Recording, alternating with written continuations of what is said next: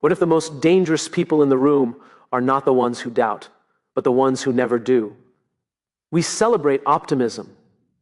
We reward confidence. We quote hope on walls and screens, but history doesn't collapse because of too much pessimism.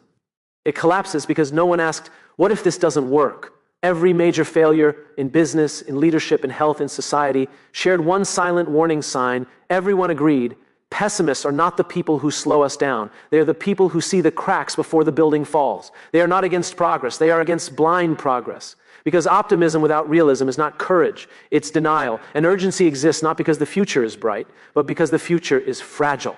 So the real question isn't, do we need pessimists? The real question is, can we survive without them? Optimism builds momentum because men are wired to move toward a vision, a goal, a future that feels bigger than them. When a man believes things will work out, he steps forward, takes risks, builds companies, families, and identities around the promise of tomorrow. Optimism fuels action, confidence, and the willingness to carry weight before certainty exists. It is the force that pushes men to lead, to protect, and to commit when the outcome is not guaranteed. Pessimism prevents disaster because men are also wired to overlook warning signs when momentum feels good. Once progress begins, ego joins the journey, and ego hates interruption. From a male perspective, doubt can feel like weakness, like disloyalty to the mission or to the man leading it. Yet unchecked optimism is how men walk into avoidable failure, ignore fatigue, dismiss risk, and stay silent when something feels off. Women often recognize this blind spot before men do, not because they lack courage, but because they are trained to sense consequence before collapse.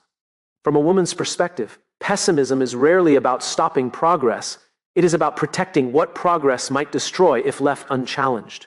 When women raise concerns, they are not questioning the dream, they are questioning the cost, the timing, and the sustainability of the path forward. Men hear caution as resistance because they confuse momentum with success. They assume speed equals strength and confidence equals competence. But real strength is the ability to pause without losing direction, to listen without losing authority, and to question without losing belief. Pessimism, in this context, becomes an act of loyalty to the mission rather than an attack on it. Optimism tells men where to go, but pessimism tells them where not to fall. One creates movement, the other creates stability. When men learn to respect pessimism, especially when it comes from voices that see risk differently, momentum becomes safer, leadership becomes wiser, and progress becomes something that lasts rather than something that collapses under its own confidence. Confidence is celebrated in men because it looks like strength, certainty, and leadership, even when it is built on incomplete understanding. From a young age, men are rewarded for sounding sure, moving fast, and appearing unshaken, so they learn to equate confidence with competence.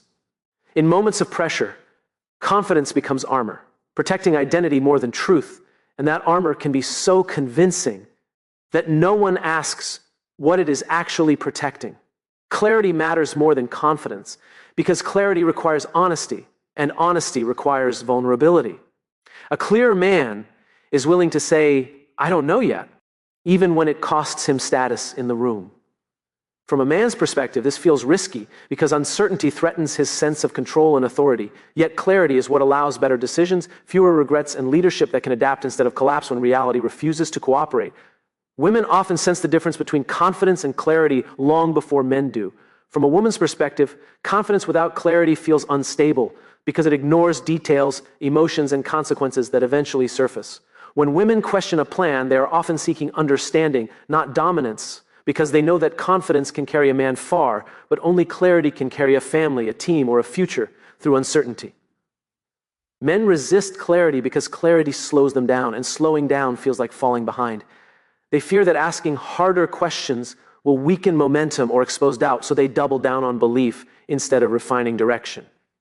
This is how overconfidence becomes fragility, because the system depends on certainty rather than understanding.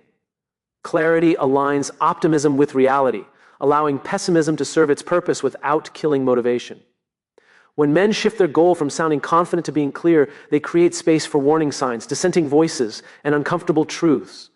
In that space, optimism stops being noise and becomes direction, and pessimism stops being resistance and becomes guidance. Agreement feels good to men because it signals unity, loyalty, and shared direction. When everyone nods, momentum increases, confidence rises, and the leader feels validated. From a male psychological perspective, agreement reduces friction, And friction feels like threat because it challenges authority and slows progress. In those moments, consensus is mistaken for correctness, and silence is misread as trust rather than hesitation. Uniform agreement is often a sign that dissent has become unsafe.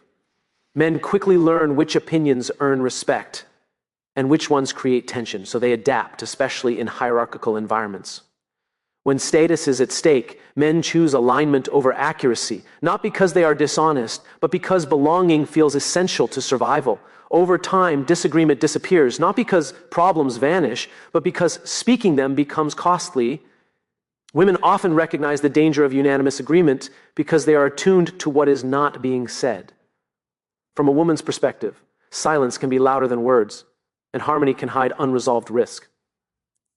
When women hesitate to agree, it is rarely about ego. It is about sensing gaps in understanding, emotional undercurrents, or long-term consequences that have not been addressed. Their concern is often interpreted as negativity rather than foresight. Men interpret disagreement as opposition because they frame leadership as direction rather than exploration. If the group agrees, the path feels secure, and questioning it feels like betrayal. Yet progress built on agreement alone is fragile because it depends on comfort instead of truth. The absence of challenge creates blind spots that grow quietly until they become unavoidable. Healthy systems invite disagreement before they need it. When men learn to ask why everyone agrees, they shift from protecting consensus to protecting outcomes. In that shift, pessimism becomes permission to think deeper. Optimism becomes more grounded. And leadership becomes less about being right and more about not being blindsided. Hope feels powerful to men because it creates forward motion without forcing confrontation with fear. When men hope, they commit emotionally to an outcome, and that commitment fuels endurance, sacrifice, and belief under pressure. From a male psychological L, hence, doubt feels like hesitation, and hesitation feels like weakness. So hope becomes a substitute for planning, allowing men to move ahead without slowing down to examine risk. Hope without doubt becomes dangerous because it replaces preparation with belief. Men are conditioned to trust confidence, especially their own. And once hope takes hold, evidence that contradicts it feels threatening. Warning signs are reframed as temporary obstacles, and concern is dismissed as lack of faith. This is how hope quietly turns into a risk strategy, where optimism is used to outrun reality instead of engaging with it. Women often experience hope differently because they are trained to measure impact alongside intention. From a woman's perspective, hope is not just about where things are going, but about what could break along the way. Doubt, in this context, is not fear-based thinking, but protective thinking, a way to ensure that the future being hoped for does not come at an unnecessary cost. When women question hopeful plans, they are often safeguarding people's stability and sustainability.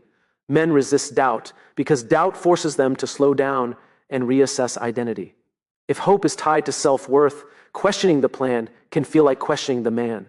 This is why doubt is avoided even when it is rational, and why men often push forward harder when uncertainty appears. The louder the hope, the quieter the questions become. Doubt does not kill hope, it disciplines it. When men allow doubt into hopeful thinking, optimism gains structure, decisions gain resilience, and leadership gains credibility. In that balance, pessimism stops being seen as disloyalty and starts functioning as the guardrail that keeps hope from driving off the edge.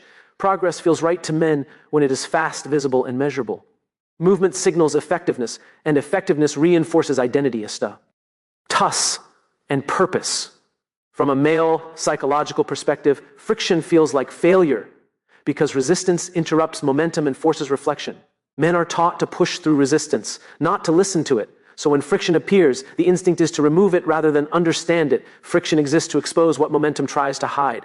When systems move quickly, flaws do not disappear, they go unnoticed. For men, admitting that friction might be valuable can feel like admitting misjudgment, and misjudgment threatens authority. Yet friction reveals weak assumptions, untested beliefs, and risks that optimism alone cannot detect. Without friction, progress becomes performative rather than sustainable. Women often bring friction in ways that feel uncomfortable to men because it questions the emotional and relational impact of progress. From a woman's perspective, friction is a signal, not a stop sign. It points to strain, imbalance, or overlooked consequences that could later become irreversible damage. When women ask difficult questions or slow the pace, it is rarely about control. It is about care for the people and structures carrying the weight of progress. Men interpret friction as opposition because they associate leadership with decisiveness. If progress stalls, they fear losing credibility, momentum, or respect.